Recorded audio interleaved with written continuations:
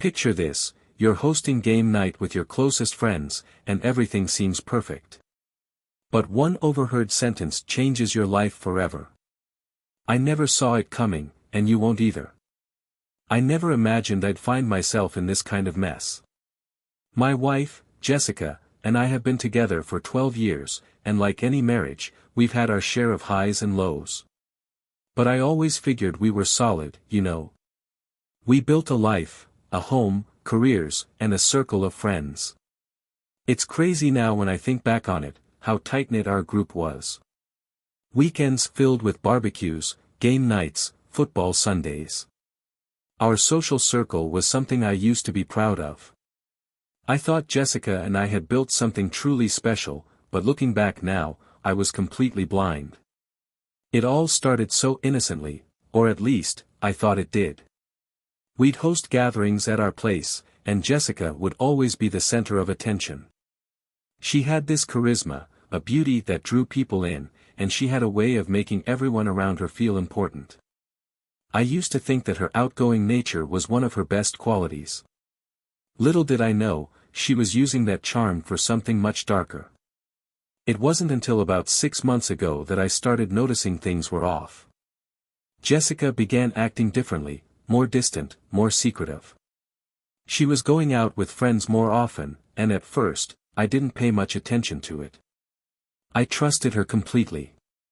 We both had our own lives outside of the marriage, our own friends, and I thought that was healthy.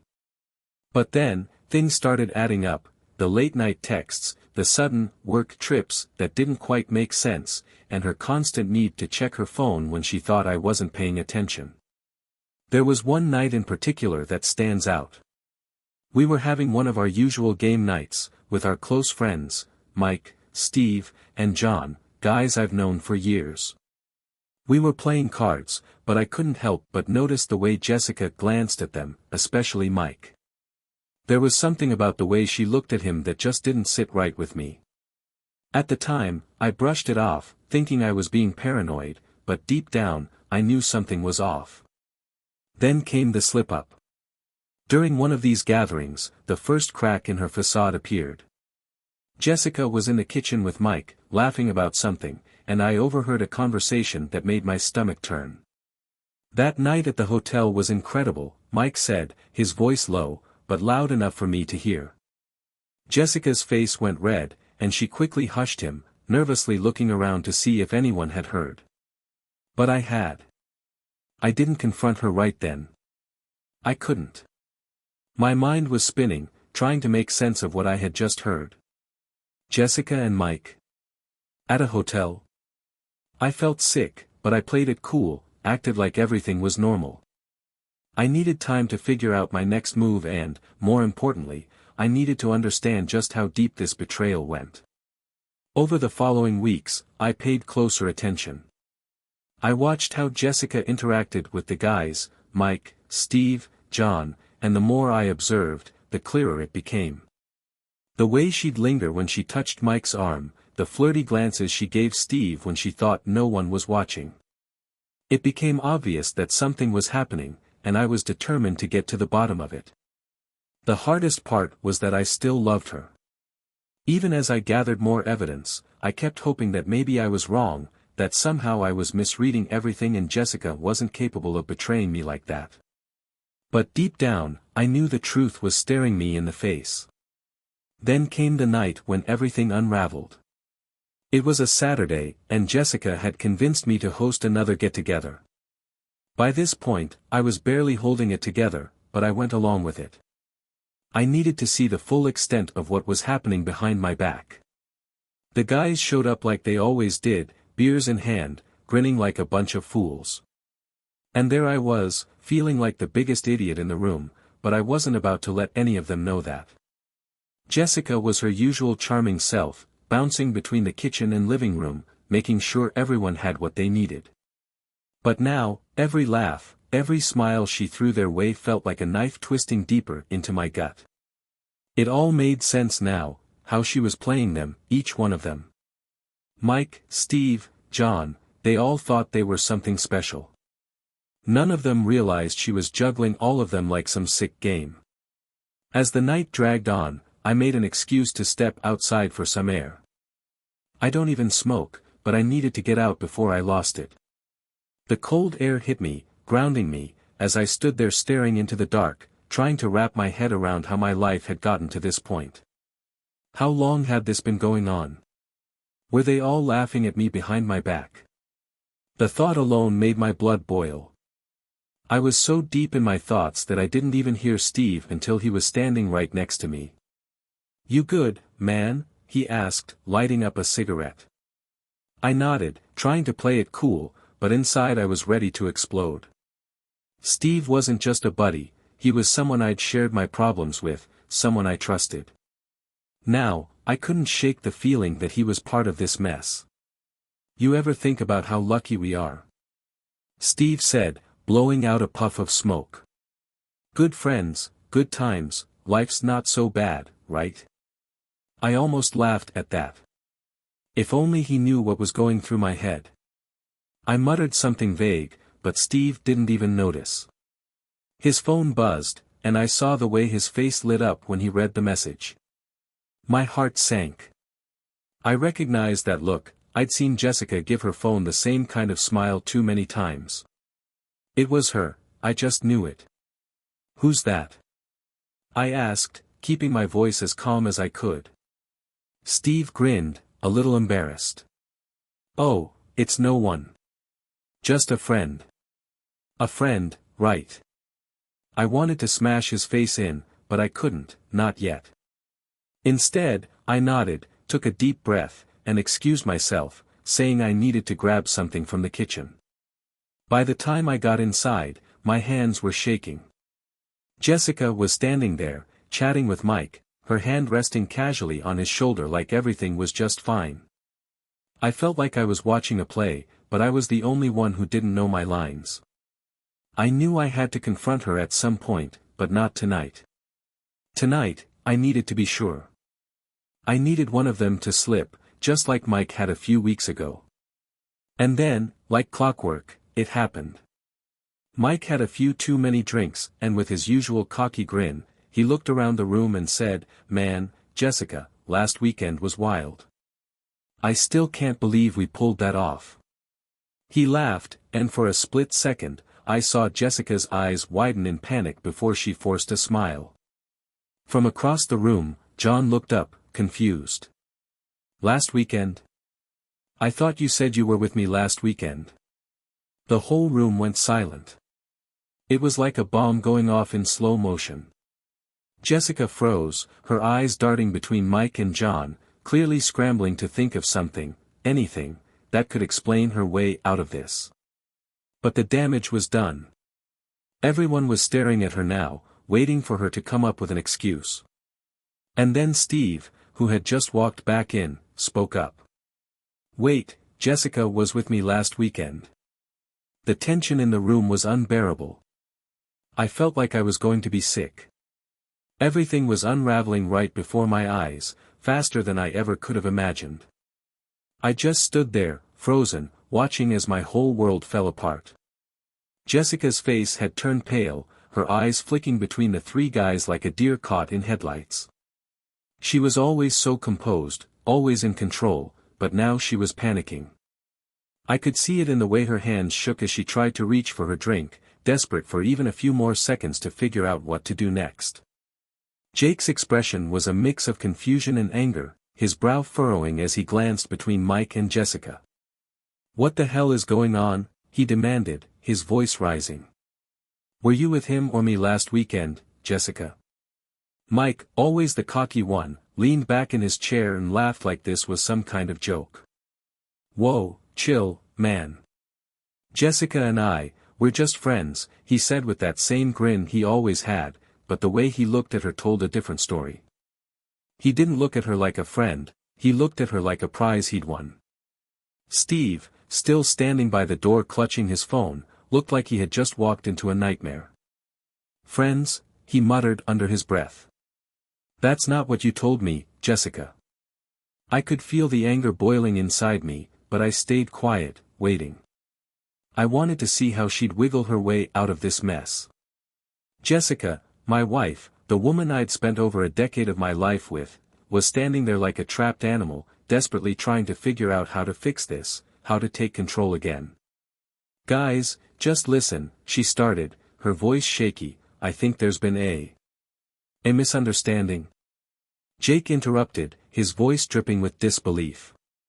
"Are you serious right now? You told me last weekend you were working late." He made air quotes with his fingers, his sarcasm cutting through the tension. "Now you're saying you were with Mike?" Mike chuckled again, clearly enjoying the chaos he had stirred up. "Hey, I never said we were exclusive. Jessica and I have been having fun. Didn't realize I was stepping on toes here." Jessica shot him a glare, her composure slipping fast. "Mike, shut up," she hissed through clenched teeth, but it was already too late. The damage had been done. Steve finally stepped forward, starting to piece it all together. "So, wait," he said, his voice dangerously calm. "You've been with Mike, and Jake, and me?" He stared at her, his face unreadable, but the betrayal was clear in his eyes. He was my friend, but in that moment, I almost felt sorry for him. Almost. Jessica opened her mouth to say something, but no words came out. For the first time in a long while, she had nothing, no lies, no excuses. Just silence. She glanced at the three men she'd been stringing along, my friends, the closest people in my life, and she realized she was cornered, that there was no way out of this. That's when I stepped in. "Well," I said, my voice louder than I intended, "looks like the secret's out, huh?" I forced a bitter laugh, even though there wasn't a damn thing funny about it. "So, Jessica, how long has this been going on? Weeks? Months? Years?" I was trembling, not from fear, but from pure, raw anger. Her eyes snapped to mine, wide and pleading. "Ryan, I can explain," she began, but I wasn't having it. "No," I said, my voice cold. "I don't want your explanations. I want the truth. How long have you been screwing around behind my back? How long have you been making a fool out of me? Making a fool out of all of us?" The room fell completely silent. Everyone was watching Jessica, waiting for her to answer. I could see her brain working, trying to find something, anything, that might save her from the mess she had created. But there was nothing left to save. "Ryan, please," she begged, stepping closer to me, tears welling up in her eyes. "It wasn't supposed to be like this. I didn't mean for it to go this far." I let out a bitter laugh, stepping back from her. "Didn't mean for it to happen? You've been screwing three of my closest friends, Jessica. Which part of that wasn't supposed to happen?" Steve, Jake, and Mike were all watching now, the anger in their faces growing as the full weight of what Jessica had done settled in. Each of them had believed they were special to her, but now they were realizing they were just pieces in her twisted little game. Jessica's tears were falling freely now, but I wasn't falling for it. I had seen more than enough. "You know what?" I said, my voice shaking with anger. "I'm done. I'm done with you, with this joke of a marriage." With that, I turned and walked out of the room, leaving Jessica standing there, surrounded by the mess she had made. I slammed the front door behind me and stormed down the driveway, my thoughts racing.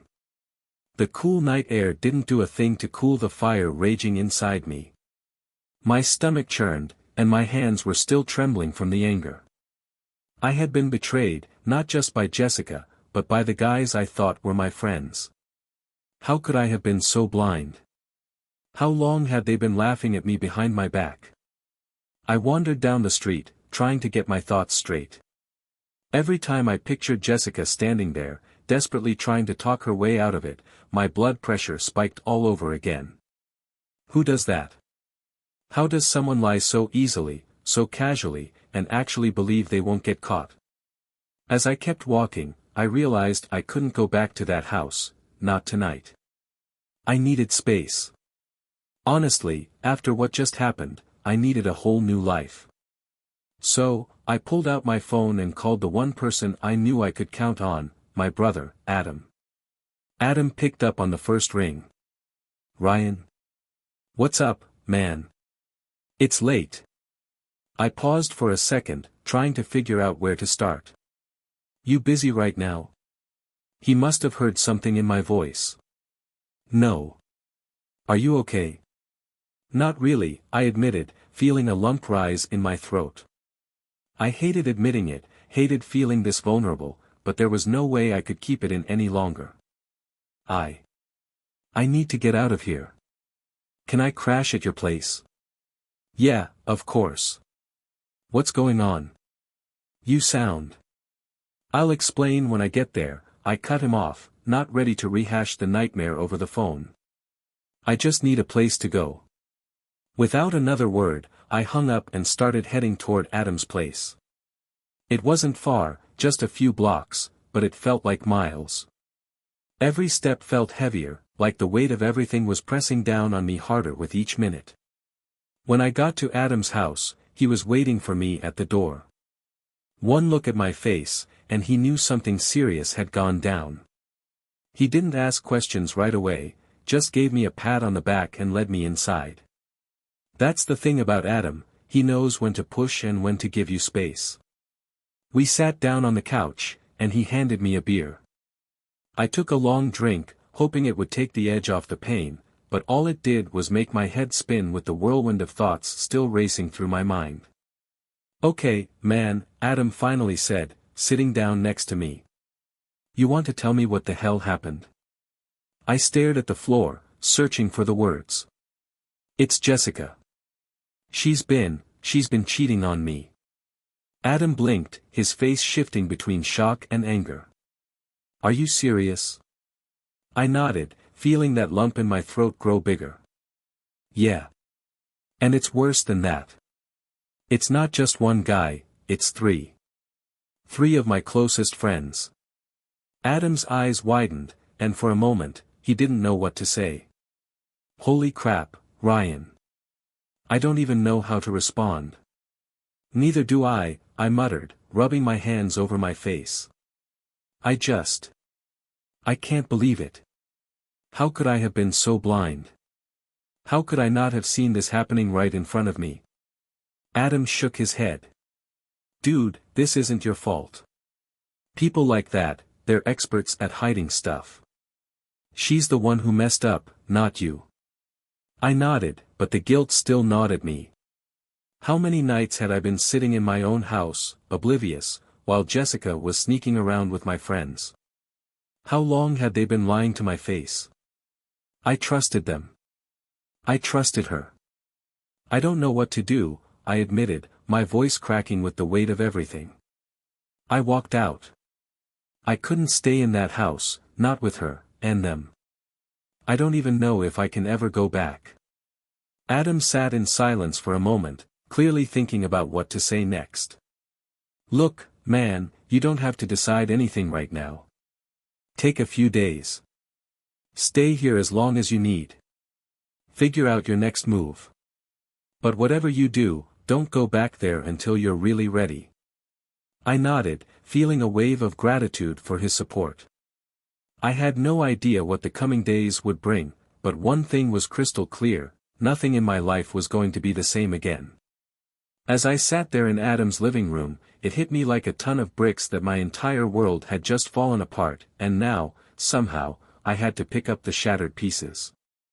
The next morning, I woke up on Adam's couch with my head pounding, a mix of stress and the few beers I'd downed before finally crashing. For a brief moment, there was this haze of peace, just a second where everything felt normal, but then reality came flooding back, and the memories from the night before slammed into me. Jessica. My so-called friends. The lies, the betrayal, and the wreckage that was now my life. Adam was already in the kitchen brewing coffee. He glanced over when he saw me stir on the couch. "You get any sleep?" he asked, though he probably already knew the answer from the look on my face. "Not really," I muttered, rubbing my temples as I sat up. My whole body felt like it had been hit by a truck, but that was nothing compared to the emotional wreckage still churning inside me. Everything just kept replaying over and over in my head. Adam nodded, pouring 2 mugs of coffee and handing me one. I get it, man. You've been hit with a lot of crap all at once.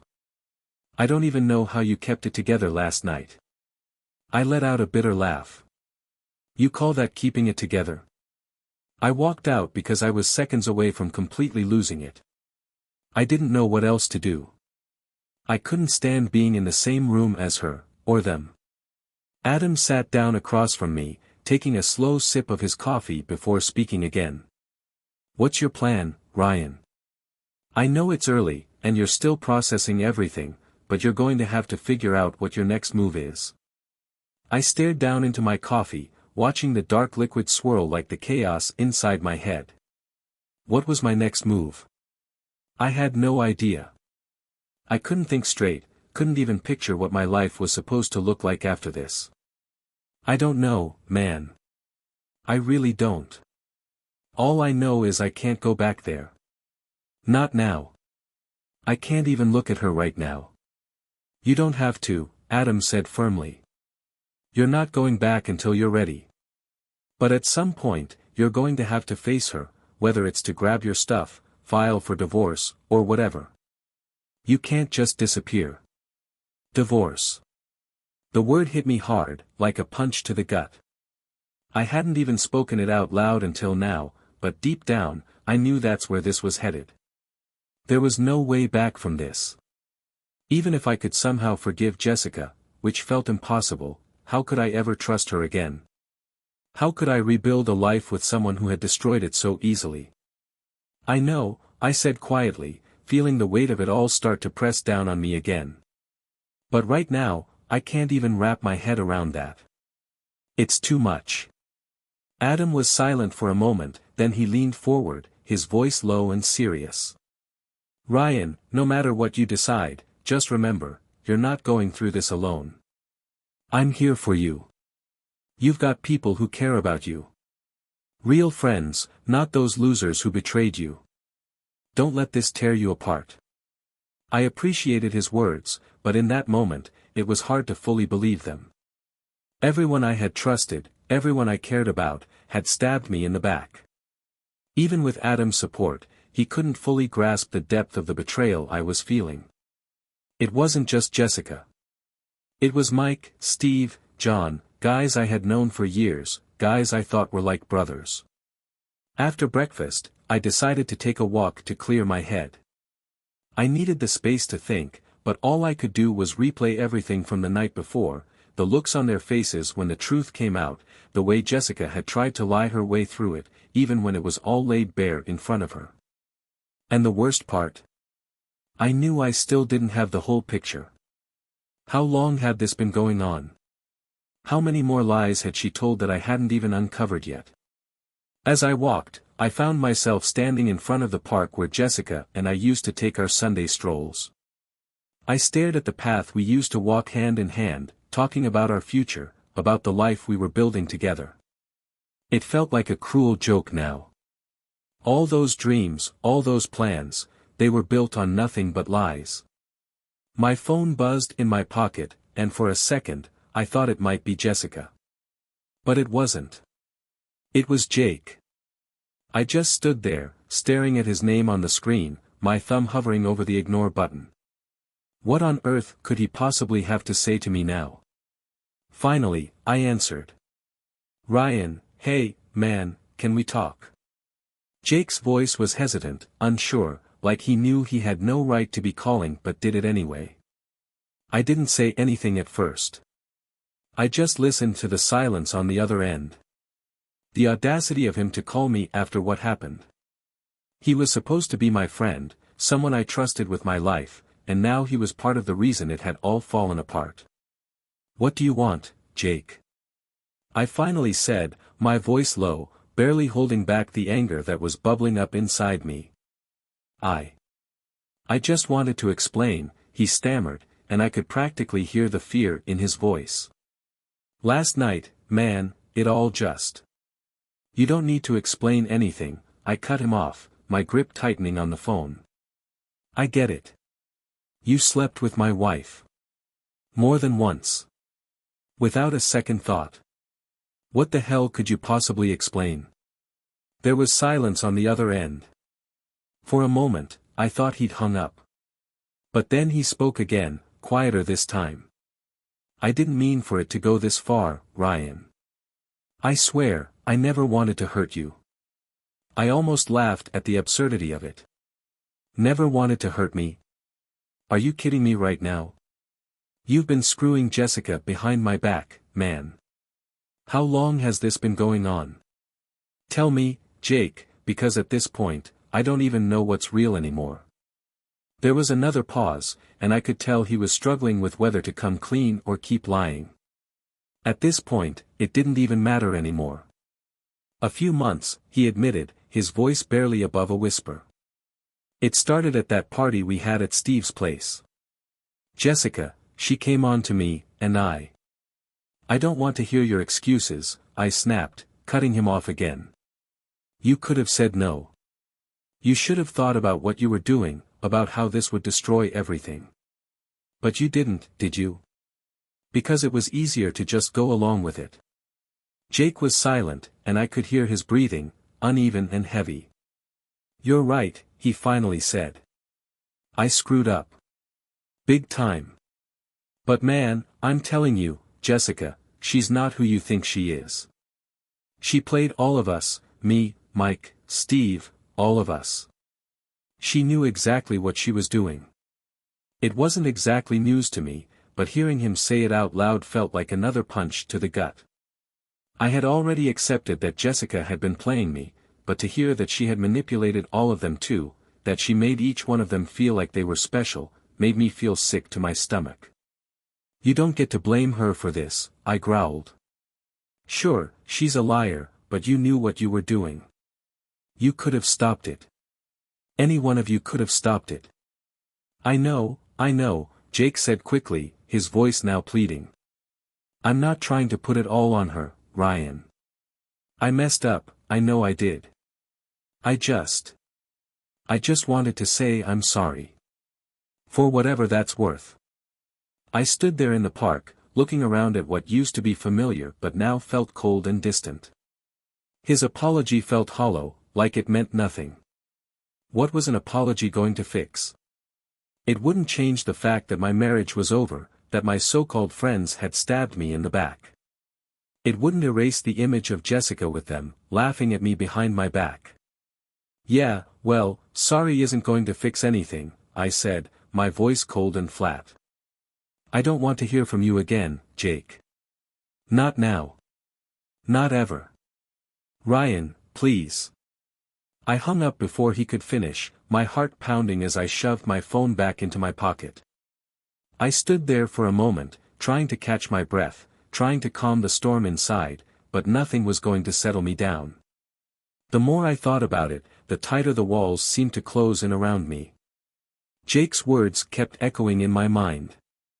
Jessica knew exactly what she was doing. Of course, she did.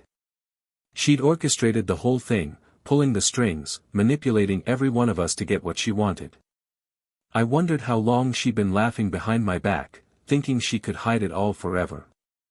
But secrets like that never stay hidden. They always surface. I started walking again, faster this time, trying to put distance between me and the conversation I'd just had. But no matter how far I walked, I couldn't outrun the anger, the sense of betrayal, and the gut-wrenching feeling that things were only going to get worse from here. As I made my way back to Adam's place, one thing became crystal clear, I was done being played. Jessica had seriously underestimated me, and now, it was time for her to deal with the consequences.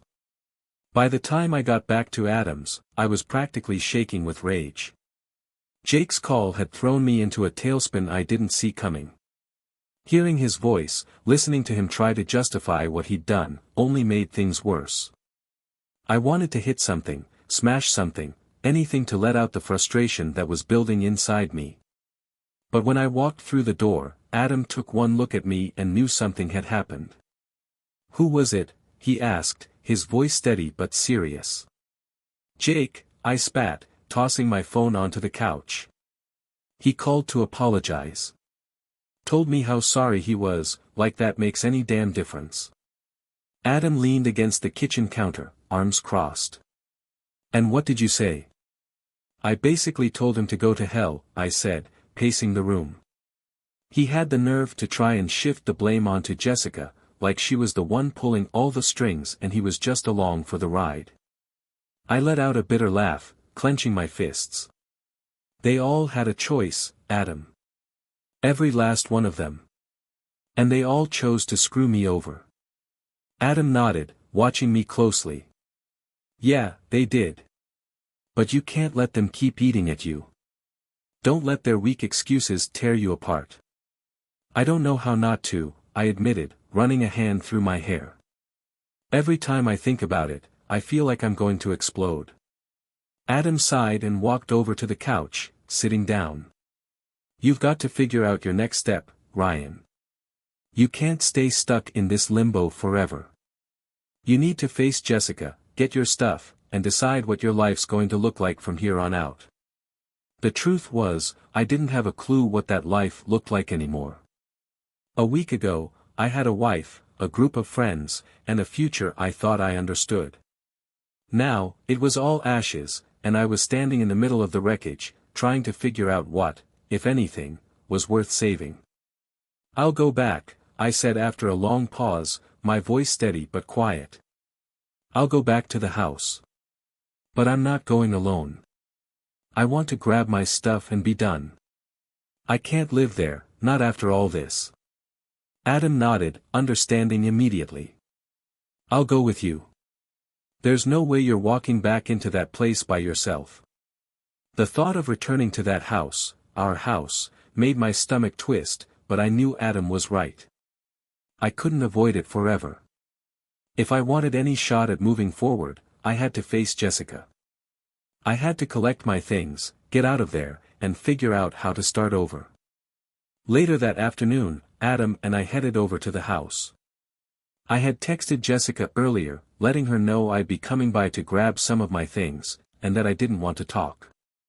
I didn't want to see her, didn't want to hear any more of her excuses. I just wanted to get in and get out. As we pulled into the driveway, my heart started to pound. Everything felt surreal. The house that had once been home now felt like a crime scene. Every memory I had of this place, the dinners, the holidays, the quiet nights watching TV with Jessica, was tainted now. Adam put a hand on my shoulder before we stepped out of the car. You good? I nodded, even though I wasn't sure if I meant it. Let's just get this over with. We walked up to the front door, and I braced myself for whatever was on the other side. But when the door opened, it wasn't Jessica, it was Mike. What the hell are you doing here? I asked, shocked to see him standing in my doorway, acting like he had any right to be there. Mike's eyes flickered nervously between me and Adam. Jessica asked me to come by. She thought. I don't know, she thought you might want to talk. Talk? With you? After everything? The audacity was almost laughable. I don't want to talk to you, Mike. I'm here to get my stuff. That's it. Ryan, come on, Mike started, stepping toward me. We've known each other for years. We can work this out. I didn't let him finish. Work through this? I laughed bitterly, my fists clenched tight at my sides. You slept with my wife, Mike. 4 months. Behind my back. What part of that do you think we're going to work through? Adam stepped between us, his face like stone. Mike, you need to leave. This isn't the time or place for whatever you think you're doing. Mike looked like he wanted to say more, but after a beat, he turned and walked past us, his shoulders slumped in defeat. Good. He deserved that feeling. He should feel even worse. Once we were inside, the house felt cold and empty. I walked through the living room, up the stairs to what used to be her bedroom. I couldn't even bear to look at the bed. It was too much. I grabbed a duffel bag from the closet and started throwing clothes into it. This wasn't home anymore. It was just a house. A house filled with lies. As I packed, my hands moved on autopilot, stuffing clothes into the bag without really thinking. I just wanted to be done with it, to leave behind the wreckage that Jessica had created. But no matter how fast I worked, the weight of the house, the memories, the lies, it all felt like it was suffocating me. Adam stood in the doorway, watching silently, giving me space. He knew how hard this was. Hell, he probably knew I was just one wrong word away from breaking down completely. But I couldn't afford to break. Not yet. Just as I zipped up the duffel, I heard footsteps on the stairs. I knew who it was before I even turned around. Jessica. She'd waited, let Mike try to smooth things over before showing her face. Typical Jessica. Always manipulating, always trying to stay in control. Ryan, her voice was soft, almost pleading, like she thought she could talk her way out of this. I turned slowly, meeting her eyes for the first time since everything had come crashing down. She looked smaller somehow, like all the confidence and charm she used to carry had drained away, leaving only guilt and regret. But even seeing her like that, I didn't feel sorry for her, not after what she'd done. "What do you want, Jessica?" I asked, my voice sharp.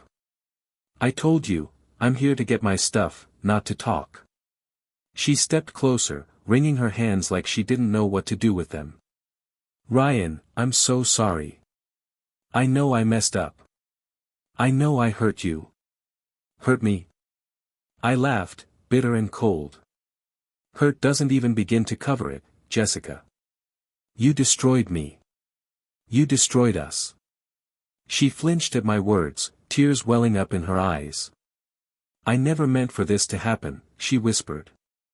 It got out of hand." Out of hand.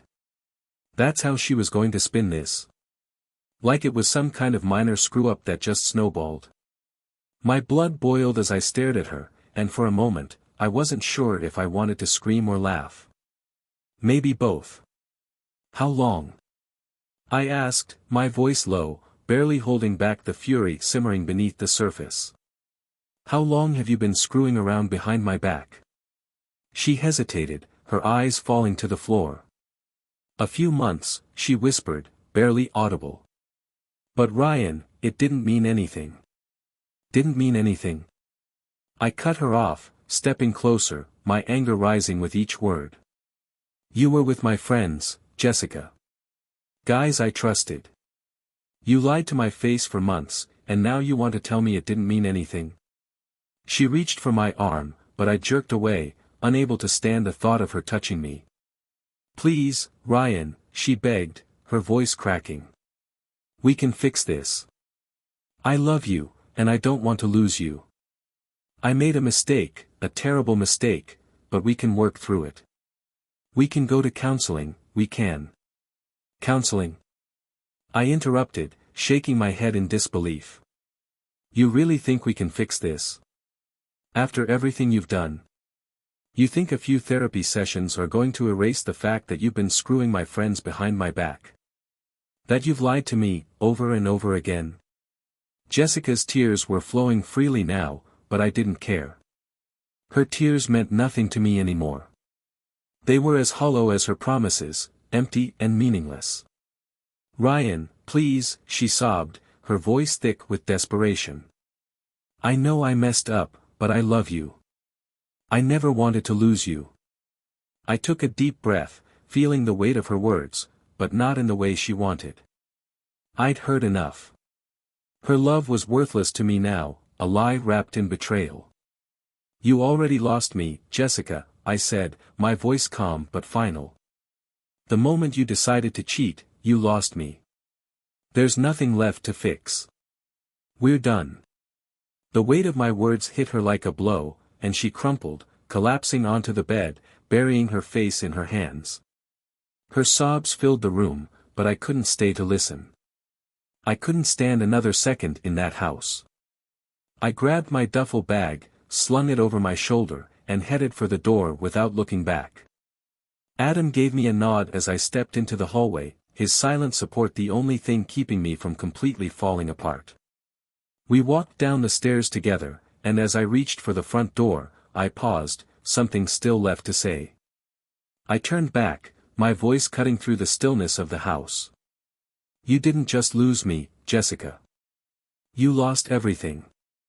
And with that, I walked out, leaving behind the house, the lies, and the woman I thought I knew. The moment I stepped outside, it felt like I could finally breathe again. The weight of being in that house, surrounded by all the memories Jessica and I had built together, was crushing. But now, with each step away from the front door, I felt like I was taking back some small part of myself, even though I knew it would take a long time before I felt whole again. Adam and I walked in silence to his car, and I tossed the duffel bag into the back seat before slumping into the passenger side. He started the engine, but didn't drive off right away. Instead, he just sat there, watching me, waiting for me to say something. But I had nothing left to say. You good? He finally asked, breaking the heavy silence. I let out a long breath, my chest tight with everything that had happened. No, not really, I admitted, staring straight ahead. But I'm better now that I'm out of there. Adam nodded, putting the car in gear. You did the right thing, Ryan. You had to get out of that place. She's not worth your time, man. I knew he was right, but hearing it didn't make it any easier. I had spent years with Jessica, building a future I thought was real, and now I was driving away from it all, knowing it had been nothing but lies. As we pulled out of the driveway, I couldn't help but glance back at the house one last time. It looked the same as it always had, perfectly ordinary, just like any other day, but I knew better now. Nothing about that house or the life I'd lived inside it was ordinary anymore. Every corner of it was tainted, filled with the ghosts of Jessica's betrayal. We drove in silence for a while, and I leaned my head back against the seat, trying to push away the tidal wave of thoughts that kept threatening to pull me under. But it was impossible. The questions just wouldn't stop. How long had she been planning this? What had she told the guys to make them think it was okay? Had they talked about it behind my back, laughing at how clueless I was? I squeezed my eyes shut, but the images were burned into my mind, Jessica and Mike. Jessica and Jake. Jessica and Steve. The betrayal felt like it was etched deep in my brain, impossible to erase. By the time we got back to Adam's place, I felt like I'd run a marathon. My body was worn out, my mind completely fried. Adam didn't say much as we walked inside, but I could tell he was watching me, waiting for me to crack. Maybe he was right to be worried, but I couldn't fall apart just yet, not when there was still so much I needed to figure out. Want a drink? Adam asked, already heading toward the kitchen. Yeah, I muttered, collapsing onto the couch. I need something stronger than coffee this time. He came back a few minutes later with 2 beers, and we sat in silence for a while, just drinking, letting the tension of the day slowly melt away. But I knew the quiet couldn't last forever. Eventually, I'd have to face the reality of what came next. So, Adam said after a long pause, what's the plan now?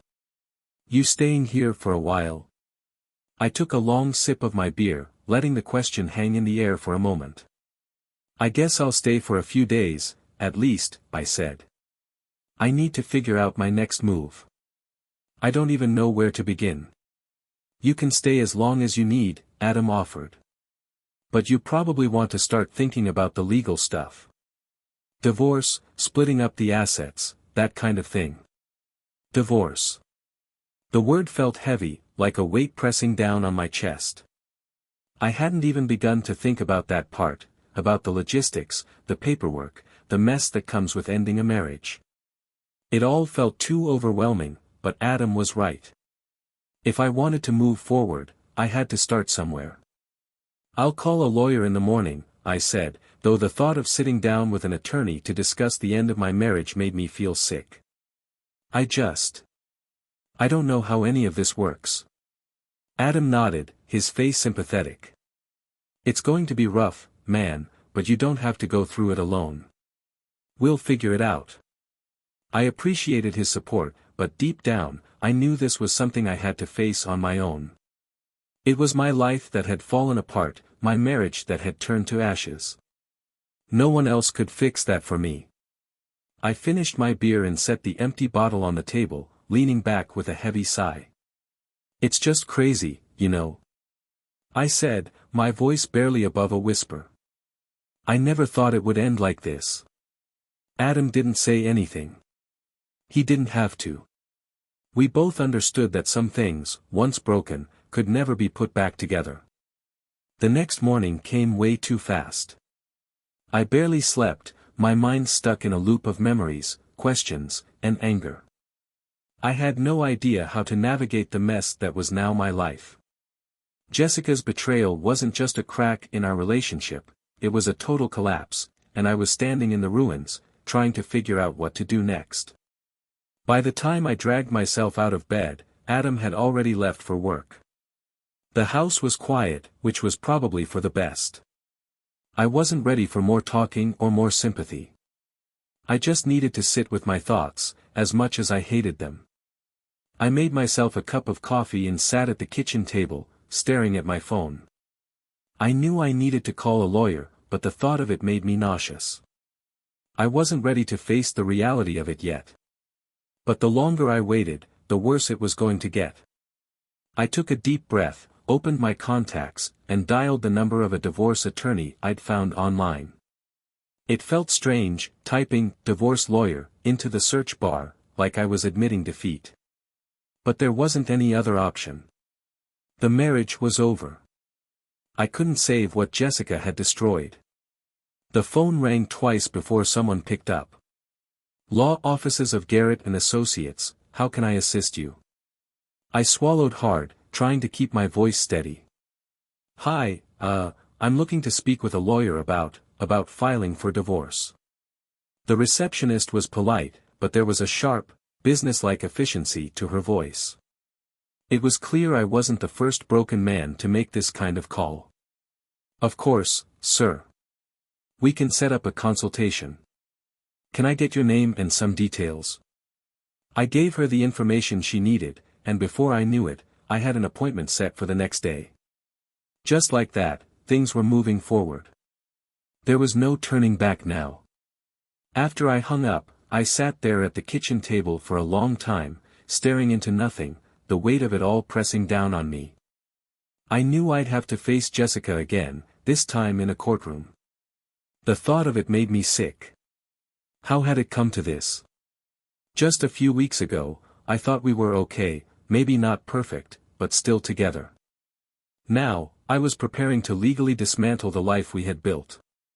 I needed a distraction, something to pull me out of my own head. I decided to take a walk, get some air. Stepping outside, the sun was bright, the world blissfully unaware of the chaos inside me. Everything looked the same, but I wasn't. It felt like I was walking through an alternate version of my life, where everything familiar was just out of reach.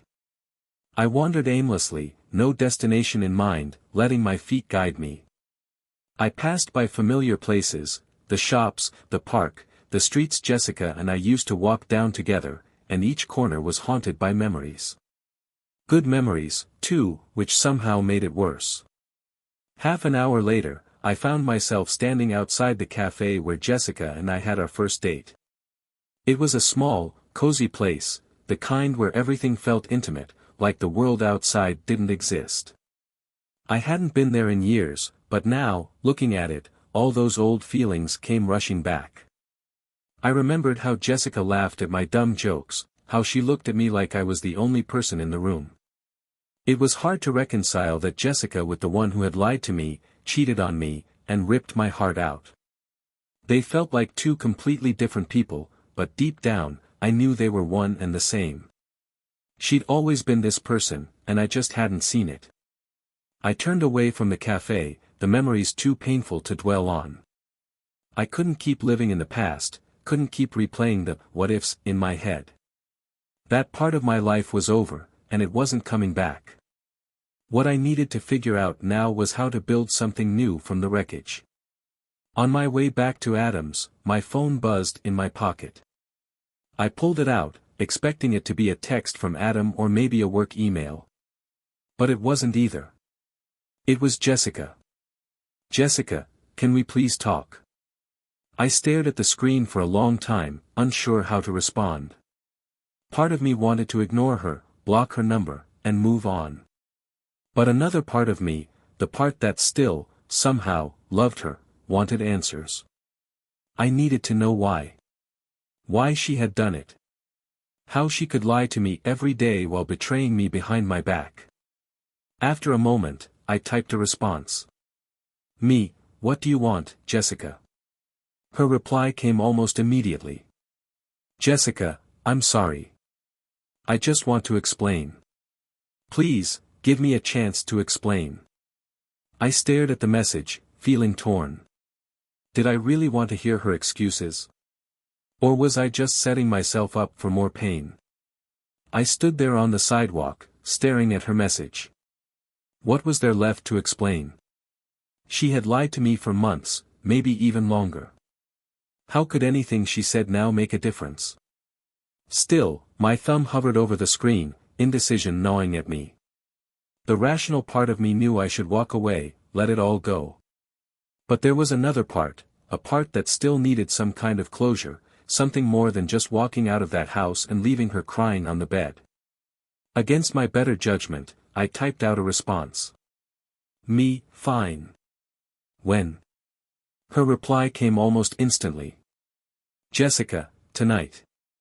I can come over to Adam's, or we can meet somewhere. Just please, let's talk." There was no way I was inviting her into Adam's place. He didn't need to be dragged into this any more than he already was.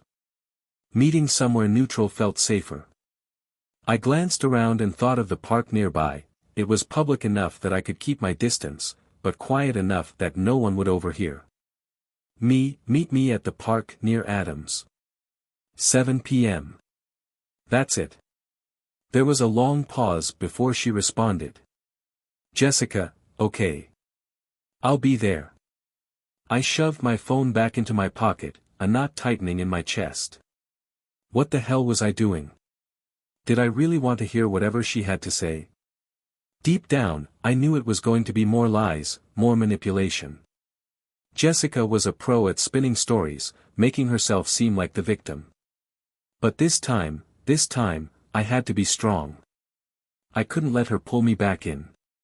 The rest of the afternoon passed in a blur, my mind occupied with what lay ahead. When Adam came home from work, I told him about the meeting. He didn't say much, just gave me a look that said he wasn't sure this was a good idea. But he didn't try to talk me out of it either. He knew I had to do this, even if it was going to hurt. By the time 7 p.m. rolled around, I was already pacing back and forth at the park near the benches. The sky was darkening, and the streetlights had just started flickering on as the sun dipped below the horizon. I kept my eyes glued to the path, waiting for her to show up. And then, there she was. Jessica appeared at the edge of the park, walking slowly, hesitantly. She wore a simple sweater and jeans, nothing special, and for a moment, she looked almost normal, like the woman I used to love. But that image evaporated the second I remembered everything she'd done. She stopped a few feet away, hugging herself like she was cold, even though the evening chill hadn't set in yet. "Ryan," she said softly, her voice fragile, like she was afraid I'd walk away before she could speak. "Thank you for meeting me." I didn't respond, just stared at her, waiting. I wasn't here to make her feel better. She wanted to talk, fine. But I wasn't about to offer her any comfort. "I know you hate me right now," she started, her voice shaking. "And I don't blame you. I deserve it. I deserve everything that's happened. I know I hurt you in ways I can't even fully understand, but I need you to know, Ryan.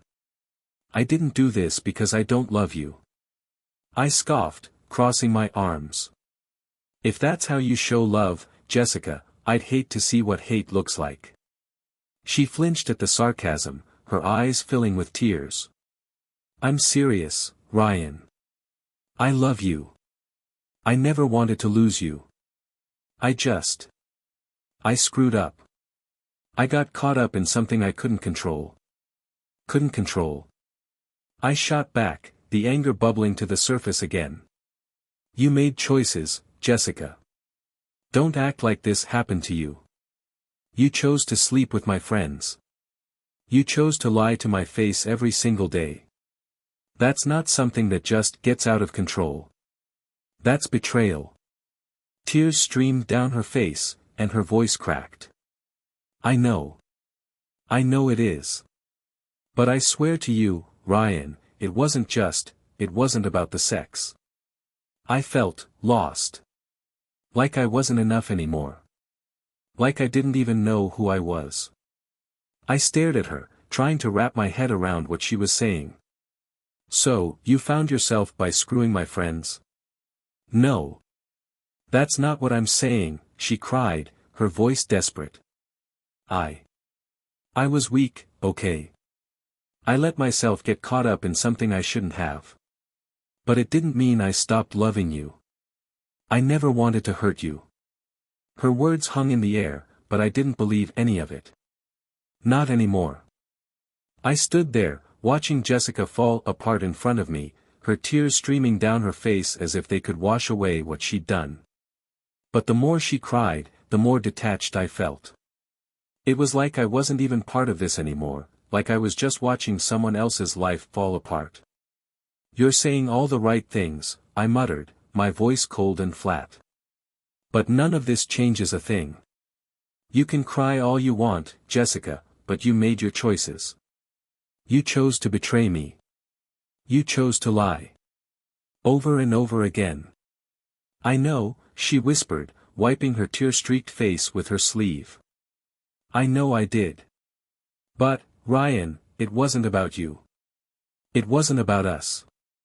I raised an eyebrow, barely able to contain my disbelief. "Really? Because it sure as hell feels like it was about us." "No," she insisted, shaking her head. "I know that's hard to believe, but I swear, it wasn't. It was about me. About how I felt inside. I wasn't happy. I didn't know how to be happy anymore." Her words hit me like a slap. She wasn't happy. That was her excuse. The anger inside me surged, and I could feel the bitterness rising to the surface. "So instead of talking to me," I said, my voice low and dangerous, "instead of telling me you were unhappy, you decided to sleep with my friends? That was your solution? That's how you find happiness?" Jessica flinched, her shoulders trembling. "I know how it sounds, Ryan. I do. And I know I should have come to you, but I didn't know how. I was scared. Scared that if I told you how I really felt, you'd leave me." I stared at her, stunned by the absurdity of what she was saying. "You were scared I'd leave you?" I let out a harsh, bitter laugh that echoed through the park. "You were the one leaving, Jessica. Every time you crawled into bed with one of them, you left me behind. Don't try to twist this into you being the victim." Her tears kept falling, and she looked so small, so fragile. But I couldn't muster any sympathy for her, not after everything she'd done. "Ryan, I know I've screwed up," she said, her voice barely audible. "I've lost everything. I've lost you. I know that. But please, I need you to understand. I never wanted it to end like this. I never wanted to hurt you." "Too late," I said, shaking my head. "You already did." For a moment, we stood there in silence, the cold wind whipping through the park. Jessica's shoulders trembled, her hands clutching her sweater like it could shield her from the consequences of her choices. But I was done. "I've made an appointment with a lawyer," I finally said, my voice void of emotion. "I'm filing for divorce. This is over, Jessica." Her breath caught in her throat, and for a moment, I thought she might fall apart right in front of me. "Ryan, please don't do this. We can fix it. We can. No, I said firmly, cutting her off. We can't. You broke it, Jessica. And it's beyond repair. She stared at me, her face crumbling under the weight of the truth. I still love you, she whispered, her voice trembling. I know I don't deserve your forgiveness, but I love you. That's never changed. I wanted to believe her. A part of me, deep down, still longed to believe that she could love me, even after all of this. But the bigger part of me, the part that had seen the truth, the part that had been shattered, knew that her love wasn't enough anymore. If you loved me, Jessica, I said quietly, you wouldn't have done any of this. She looked like she wanted to argue, to protest, but she knew I was right. There was nothing left to say. Her tears fell harder, her whole body shaking with the force of her sobs, but I didn't move to comfort her. I couldn't. I don't know what else you expect from me, I said, taking a step back. You've already taken everything. Jessica's sobs grew louder, her desperation hanging in the air. Please don't leave me, she cried, her voice raw and broken. I can't. I can't do this without you. I closed my eyes, trying to block out the sound of her pleading, but her words still echoed in my ears. They only made me feel more distant, more disconnected. You should have thought about that before, I said quietly. With that, I turned and walked away. I didn't look back. I couldn't. Jessica's cries followed me as I left the park, but I kept walking, step after step, leaving her, and the wreckage of our marriage, behind. I didn't stop walking until I was well out of the park, far enough away that Jessica's cries were nothing but a fading memory. I felt hollow, like there was nothing left inside me. The confrontation had drained every last bit of energy I had, but at least it was over. I'd said everything I needed to say, and now there was no turning back. As I made my way back to Adams, the streetlights flickered on, casting long shadows over the quiet neighborhood. The stillness felt almost surreal, like I was walking through an empty, forgotten town. But the silence was welcome. It was a relief compared to the chaos I had just walked away from. By the time I reached Adam's place, I felt like I'd been run over by a truck. Every muscle in my body was tense, and my head throbbed from the stress of the conversation. I walked inside, collapsed onto the couch, and let out a long, exhausted sigh. Adam was in the kitchen, and when he saw me, he came over, handing me a cold beer without a word. I took it gratefully, gulping down half of it before I even realized what I was doing. I needed something, anything, to numb the edge of everything I was feeling. How'd it go? Adam asked, sitting down across from me.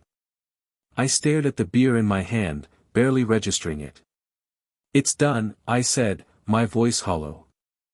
I told her I'm filing for divorce.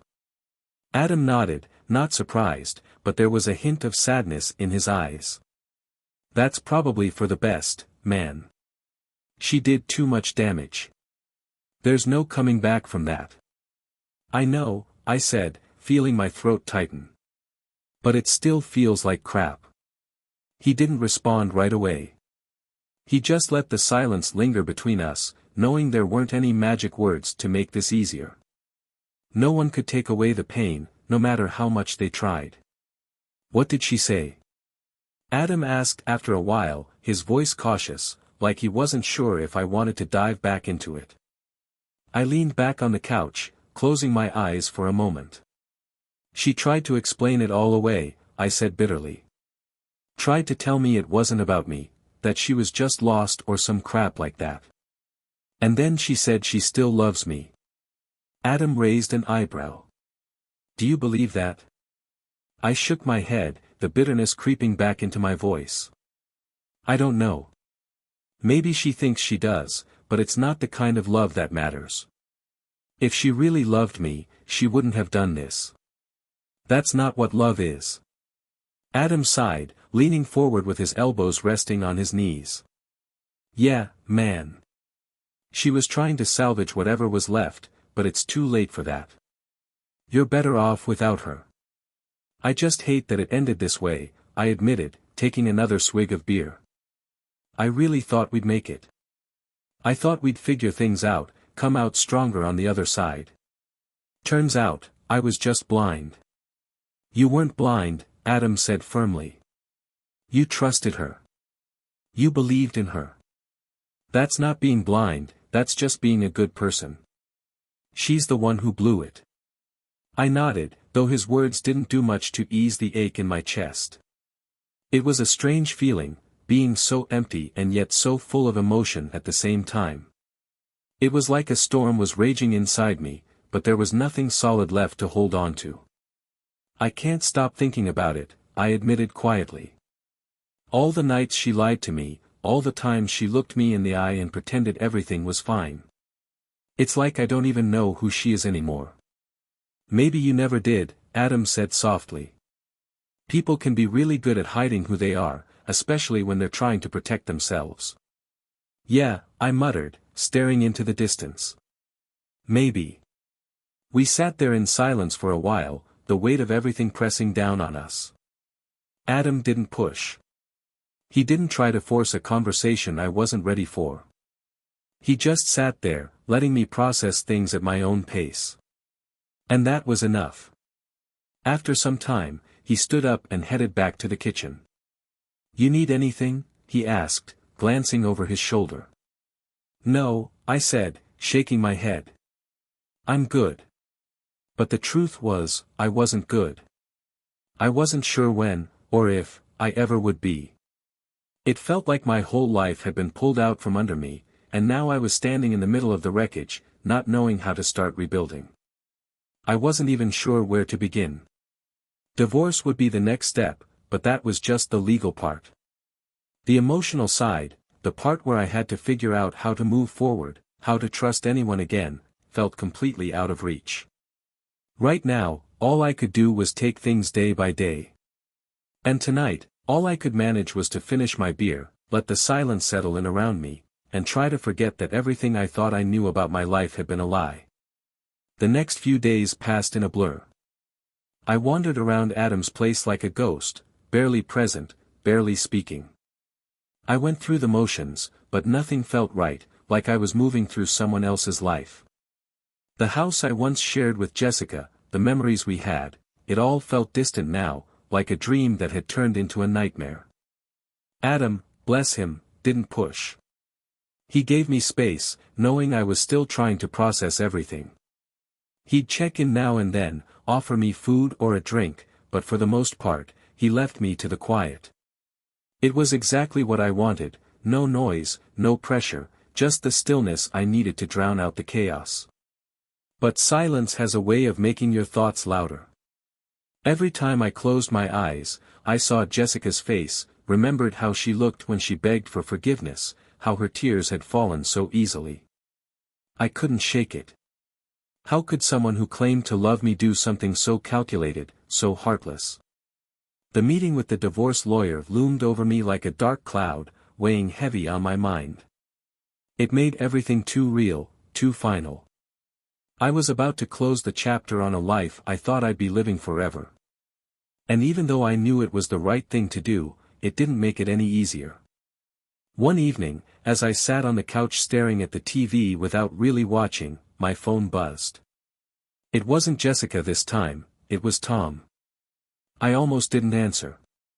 After everything, what could he possibly have to say? But some part of me, the part that still craved answers, still wanted closure, made me swipe to answer. "Ryan, hey, man. I know you probably don't want to hear from me, but I had to call." I closed my eyes, the sound of his voice turning my stomach. "What do you want, Tom?" There was a long pause on the other end, like he was struggling to find the right words. I wanted to apologize. I know that doesn't fix anything. I know I messed up in a way that can't be undone, but you deserve to hear it. I'm sorry, Ryan. I really am. I didn't respond right away, unsure how to handle this sudden wave of remorse from someone I used to trust. I wasn't angry anymore, not in that explosive way I had been when everything first went down. Now, I just felt tired. What were you thinking? I finally asked, my voice sounding distant even to me. How did this even happen, Tom? You were supposed to be my friend. He sighed, and I could hear the guilt in his voice. I wasn't thinking. That's the problem. Jessica, she came on to me, man. It wasn't supposed to turn into anything. At first, I thought it was just a fling, a stupid mistake that would fizzle out fast. But it didn't, and I let it keep happening. That's on me. I swallowed hard, the weight of his words sinking in. How long? A couple of months, he admitted quietly. But Ryan, I swear I never wanted to hurt you. I don't know why I didn't stop it. I knew it was wrong. Every time I saw you, every time we hung out, I felt like crap. But I was weak. I let her manipulate me, and I didn't have the guts to come clean. Manipulate you? I scoffed, feeling that familiar bitterness rise again. You're a grown man, Tom. Don't try to pin this on her. I'm not, he said quickly. I'm not blaming her. I know it's my fault too. I made my choices. I don't know, man. I messed up. I lost one of the best friends I ever had because I couldn't get my head straight, and I hate myself for it. I leaned back against the couch, feeling drained. His apology wasn't enough, not by a long shot, but there was something almost pitiful about hearing Tom sound so defeated. He wasn't the cocky guy who had laughed in my living room. Now, he was just lost, like Jessica had taken something from him too. What happens now? Tom asked after a long pause. I mean, is there any way, can we move past this? I closed my eyes. No, Tom. There isn't. You crossed a line that can't be undone. I get it, he whispered, his voice heavy with regret. I'm sorry, Ryan. I really am. I hung up before he could say anything else, tossing the phone onto the couch beside me. I didn't need to hear any more apologies. They were meaningless now, just empty words. No amount of regret or guilt was going to undo what had been done. The only thing left was to figure out how to move forward. And I wasn't sure I even knew what that looked like. The call with Tom lingered in my mind long after I'd hung up. It wasn't the apology that stuck with me, I'd heard enough of those lately to last a lifetime. It was the way he sounded, broken, defeated. Like he was just now realizing the weight of what he'd done. But even that didn't matter anymore. None of it did. The damage was done, and no apology, no remorse, no admission of guilt was going to put my life back together again. That night, sleep was impossible. I tossed and turned, my mind running through every possible angle, Amanda, Tom, Jake, Steve, over and over.